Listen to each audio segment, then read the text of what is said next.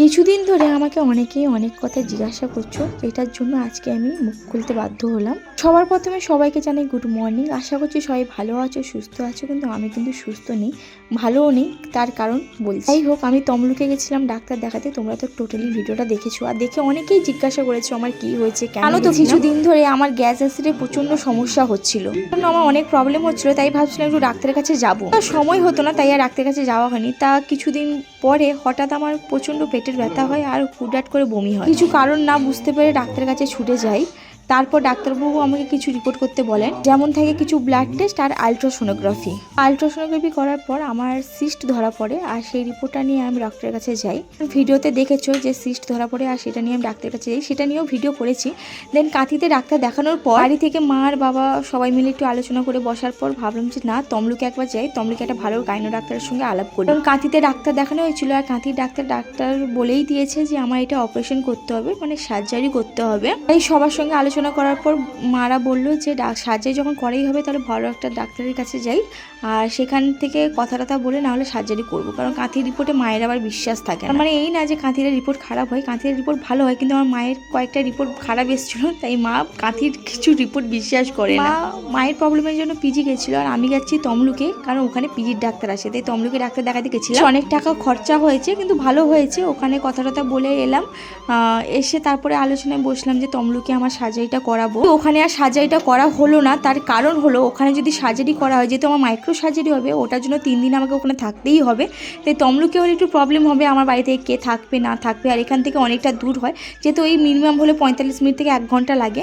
তাই ভাবলাম যে কাঁথিতেই দেখিয়ে নিব। মোটামুটিভাবে বলতে গেলে কাঁথির একটা বেস্ট সার্জন গাইনোকোলজি, যে আমার সত্যি খুব ভালো হেল্প করেছে। আমার তো অপারেশন হওয়ার পর আমি ভিডিওটা এডিট করছি, কারণ যেহেতু আমি অসুস্থ ছিলাম, তাই কোনো রকম ভিডিও আমি আপলোড করতে পারিনি। ভিডিও আমি আস্তে আস্তে পোস্ট করব। তার আগে তোমাদের বলি, যেহেতু আমাকে সার্জারি করতে হবে, যেহেতু আমার অপারেশন আছে, তাই আমাকে কয়েকটা টেস্ট করতে বলেছে। তার মধ্যে আছে একটা ব্লাড টেস্ট, ইসিজি, আর একটা কি একটা বললো আমার ঠিক মাথায়। একজন দাদা খুব ভালো চেনা জানা আছে ওনার সঙ্গেও, উনি তাদের স্টাফকে পাঠিয়ে দিয়েছিলেন, আর সে এসে আমার বাড়ি থেকে রক্ত নিয়ে গেছে। যেহেতু ওটির আগে কয়েকটা প্রিপারেশন আছে, ওইগুলো করে নিচ্ছি। আর তো যবে থেকে আমার প্রবলেমটা ধরা পড়েছে, বাড়িতে মোটামুটি সবারই মন টন খারাপ। তাই আমি কিছুদিন ধরেই বলছিলাম যে আমি পিঠে খাবো এরকম একটা ব্যাপার।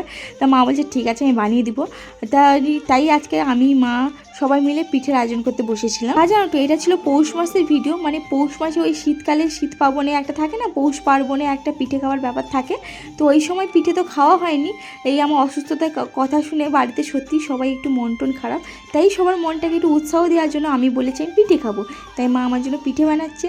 আর দেখো, মা না পিঠে মুড়তে পারে না, মা পারে, যেহেতু মা কাজ করছে, তাই আমি পিঠেটা ভালো করে সুন্দর করে মুড়ে দিচ্ছি। আর আমার এই কাজটা করতে সত্যি খুব ভালো লাগছে। আর কত সুন্দর করে পিঠেগুলো মুড়ে দিচ্ছি বলো তো। আর হ্যাঁ, পিঠে শুধু মুড়ছিলাম, চুরি করেও খাচ্ছিলাম।